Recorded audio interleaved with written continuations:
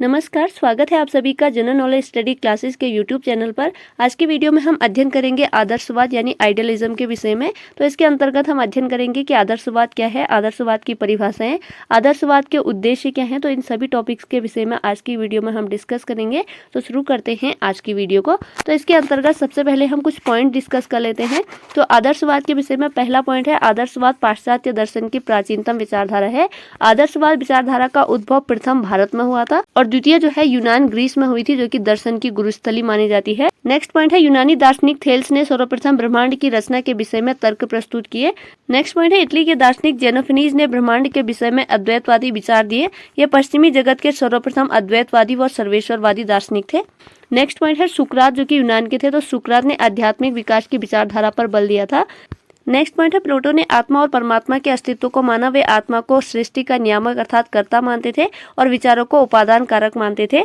Next point है, प्राचीन आदर्शवादी दार्शनिक है थेल, सुकरात, प्लेटो और जेनेफेनीज। और नेक्स्ट है, आधुनिक आदर्शवादी दार्शनिक है Descartes, Spinoza, Leibniz, Berkeley, Kant, Fichte, Hegel, Schelling और शोपेनहावर। तो आपको इनके नाम याद रखने हैं। नेक्स्ट हम इन पॉइंट के बाद अध्ययन करते हैं आदर्शवाद क्या है। तो आदर्शवाद जो है पाश्चात्य दर्शन की वह विचारधारा है जो ब्रह्मांड को ईश्वर द्वारा निर्मित मानती है, अर्थात ईश्वर द्वारा बनाया हुआ मानती है, और यह मानती है कि इस वस्तु जगत की अपेक्षा आध्यात्मिक जगत श्रेष्ठ है। यह ईश्वर को अंतिम सत्य तथा आत्मा को ईश्वर का अंश मानती है और यह प्रतिपादन करती है कि मनुष्य जीवन का अंतिम उद्देश्य आत्मानुभूति है, जिसे आध्यात्मिक जीवन जीने अर्थात शाश्वत मूल्यों और नैतिक नियमों के पालन द्वारा प्राप्त किया जा सकता है। आई होप आपको समझ में आया होगा। जो आदर्शवादी दर्शन है वह वस्तु की अपेक्षा विचारों, भावों और आइडियल्स को महत्व देता है और यह स्वीकार करता है कि जीवन का जो लक्ष्य है वह आध्यात्मिक मूल्यों की प्राप्ति करना है, और यह मानता है जो ईश्वर है वह अंतिम सत्य है और आत्मा को ईश्वर का अंश मानती है, और यह प्रतिपादन करती है कि जो मनुष्य जीवन का अंतिम उद्देश्य है वह आत्मानुभूति है। तो इस प्रकार उन्होंने आत्मानुभूति के लिए शिक्षा का लक्ष्य भी बताया कि सबसे पहले अपने आप को पहचानो, यानी कि टू नो दाई सेल्फ। तो आदर्शवाद का नारा या लक्ष्य, शिक्षा का लक्ष्य भी यही है कि सबसे पहले खुद को पहचानो। नेक्स्ट हम अध्ययन करते हैं आदर्शवाद के रूप। तो इसमें सबसे पहले है नैतिक आदर्शवाद। तो जैसे कि नाम से स्पष्ट है, नैतिक आदर्शवाद, तो इसके अंतर्गत विचारों में नैतिक व्यवस्था में विश्वास किया जाता है और नैतिक आदर्शवाद के समर्थक है प्लेटो। दूसरा है बहुतत्ववादी आदर्शवाद। तो इसके अंतर्गत इस जगत में प्रत्येक पदार्थ में एक स्वतंत्र आध्यात्मिक तत्व चित्त बिंदुओं की सत्ता स्वीकार करते हैं, और जो बहुतत्ववादी आदर्शवाद है उसके समर्थक है लाइबनिज। नेक्स्ट आता है आत्मनिष्ठ आदर्शवाद। तो इसके अंतर्गत वस्तु की प्रतीति यानी कि आत्मा मन के कारण होती है और वस्तु का कोई अस्तित्व नहीं होता है, और आत्मनिष्ठ आदर्शवाद के समर्थक हैं बर्कले। नेक्स्ट आता है बुद्धिवाद। तो इसके अंतर्गत आत्मा के स्थान पर तर्कना बुद्धि, तो जैसे कि नाम से स्पष्ट है बुद्धिवाद, तो इसमें आत्मा के स्थान पर बुद्धि को वस्तु के ज्ञान का आधार माना है और इसके समर्थक हैं कांट।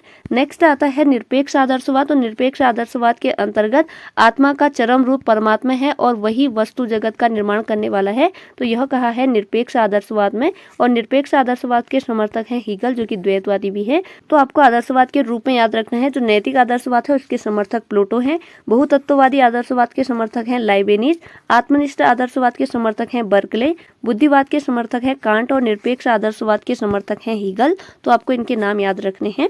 नेक्स्ट हम अध्ययन करते हैं आदर्शवाद की परिभाषाएं। तो यहाँ पर कुछ इंपॉर्टेंट परिभाषाएं हैं, इन्हें भी देख लेते हैं। तो सबसे पहले है जे.एस. रॉस की परिभाषा। इन्होंने कहा है आदर्शवादियों के अनेक रूप हैं, किंतु सबका सार यह है कि मन या आत्मा ही इस जगत का पदार्थ है और मानसिक स्वरूप सत्य है। तो यह रॉस की परिभाषा है। नेक्स्ट परिभाषा है डी.एम. दत्ता के अनुसार। तो डी.एम. दत्ता के अनुसार आदर्शवाद वह सिद्धांत है जो अंतिम सत्ता आध्यात्मिकता को मानता है। नेक्स्ट हम अध्ययन करते हैं आदर्शवाद और शिक्षा के उद्देश्य, यानी idealism and objectives of education. तो आदर्शवादी शिक्षा के उद्देश्य है सबसे पहले आत्म अनुभूति का विकास, यानी डेवलपमेंट ऑफ सेल्फ रियलाइजेशन। तो इसके अंतर्गत है जो आदर्शवादी विचारधारा मानती है कि शिक्षा का सर्वोच्च कार्य है कि वह मनुष्य को इतना सक्षम बनाए कि वह अपने वास्तविक स्वरूप को पहचाने, वह अपनी अनुभूति कर सके। तो इसके अंतर्गत आत्म अनुभूति के उन्होंने 4 सोपान बताए हैं, जिसके अंतर्गत फर्स्ट है शारीरिक व जैविकीय स्व, यानी कि फिजिकल सेल्फ। दूसरा आता है सामाजिक स्व, यानी कि सोशल सेल्फ। तीसरा आता है बौद्धिक स्व, यानी कि इंटेलेक्चुअल सेल्फ, और चौथा आता है आध्यात्मिक स्व, यानी कि स्पिरिचुअल सेल्फ। तो इसके अंतर्गत सबसे पहले आता है शारीरिक व जैविकीय स्व, यानी कि फिजिकल सेल्फ।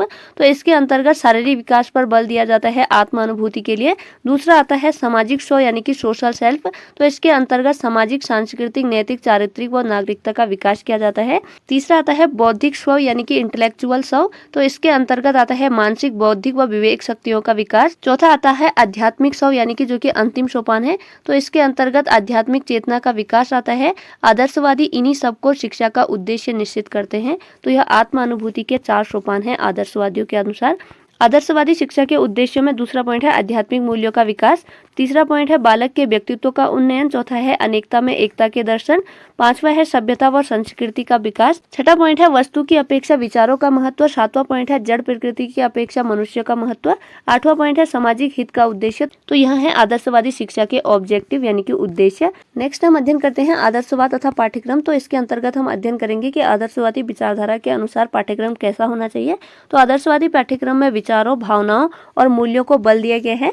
आदर्शवादी पाठ्यक्रम में बौद्धिक विकास को बढ़ाने के लिए भाषा, साहित्य, इतिहास, भूगोल, गणित व विज्ञान विषयों को सम्मिलित किया गया है और नैतिक विकास के लिए दर्शन, धर्म, नैतिकता को पाठ्यक्रम में शामिल किया गया है। सत्यम, शिवम, सुंदरम जैसे अनंत मूल्यों को पाठ्यक्रम में सम्मिलित किया जाना चाहिए।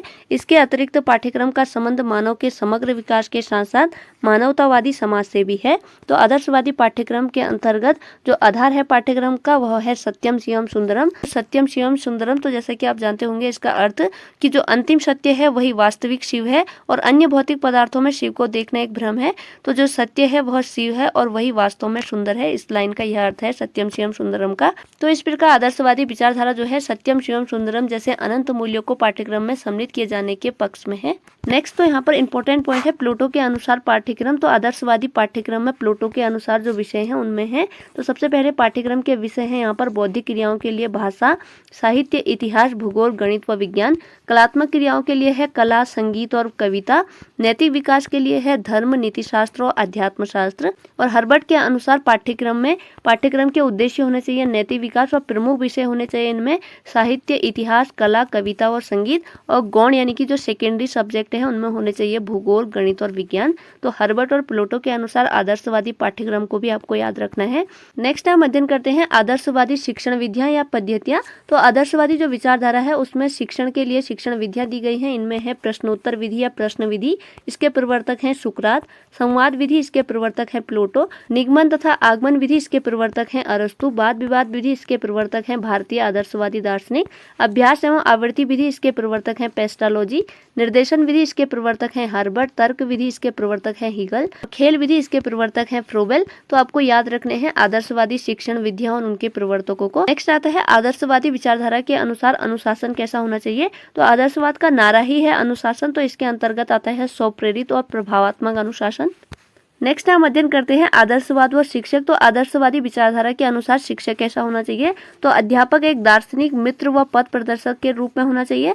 फ्रोबेल की परिभाषा है यहाँ पर जो बालक है एक पौधे के समान है तथा अध्यापक एक माली के समान है जो पौधों को आवश्यकता अनुसार सींचकर, खाद आदि डालकर तथा काट छाट कर सुव्यवस्थित रूप से पनपाता है जिससे मनमोहक वृक्ष बन जाते हैं। तो बहुत ही इंपॉर्टेंट परिभाषा है फ्रोबेल की, आपको याद रखना है।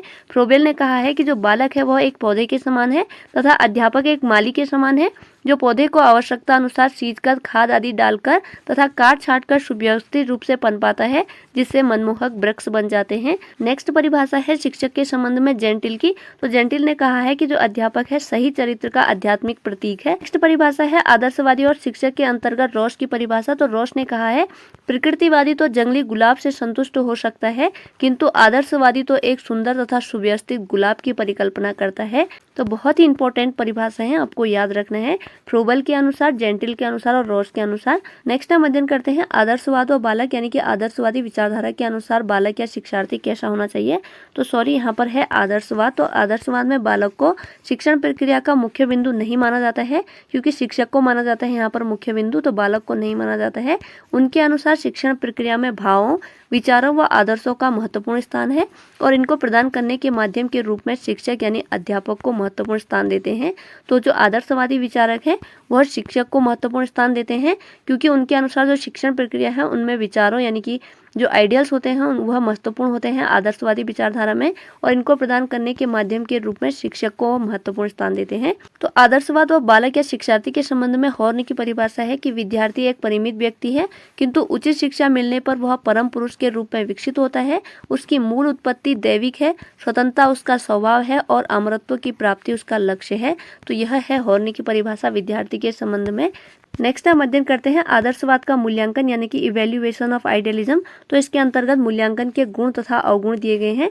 गुणों में है पहला पॉइंट बालक का पूर्ण विकास पर बल, दूसरा पॉइंट है बालक में आत्मा अनुभूति की क्षमता उत्पन्न करना, तीसरा पॉइंट है सत्यम शिवम सुंदरम शिक्षा का आधार मानना, चौथा पॉइंट है आत्मानुशासन तथा आत्मनियंत्रण पर बल देना, पांचवा पॉइंट है शिक्षण। तो यहाँ पर शिक्षण है तो शिक्षण प्रक्रिया में अध्यापक का महत्वपूर्ण स्थान होना, छठा पॉइंट है शिक्षण विधियों को उद्देश्यों के अनुरूप बनाने की बात करना। तो यह आदर्शवादी मूल्यांकन के गुण है। नेक्स्ट हम अध्ययन करते हैं आदर्शवादी मूल्यांकन के अवगुण क्या है। तो इसके अंतर्गत है बालक के मनोवैज्ञानिक प्रारूप या विशेषताओं की उपेक्षा करना, दूसरा पॉइंट है अध्यापक को आवश्यकता से अधिक महत्व देना, तीसरा आदर्शवादी मूल्यांकन का अवगुण है कठोर सामाजिक व्यवस्था की परिकल्पना करना, चौथा है मानववाद पर आवश्यकता से अधिक बल देना। तो ये थे आदर्शवादी विचारधारा के अनुसार मूल्यांकन के गुण और अवगुण, और ये थी आज की वीडियो जिसके अंतर्गत आज की वीडियो में हमने अध्ययन किया आदर्शवाद यानी आइडियलिज्म के विषय में कि आदर्शवाद क्या है, आदर्शवाद के विचारक कौन कौन से हैं, आदर्शवादी शिक्षा के उद्देश्य क्या होने चाहिए, पाठ्यक्रम, बालक, शिक्षार्थी, मूल्यांकन आदि के विषय में अध्ययन किया।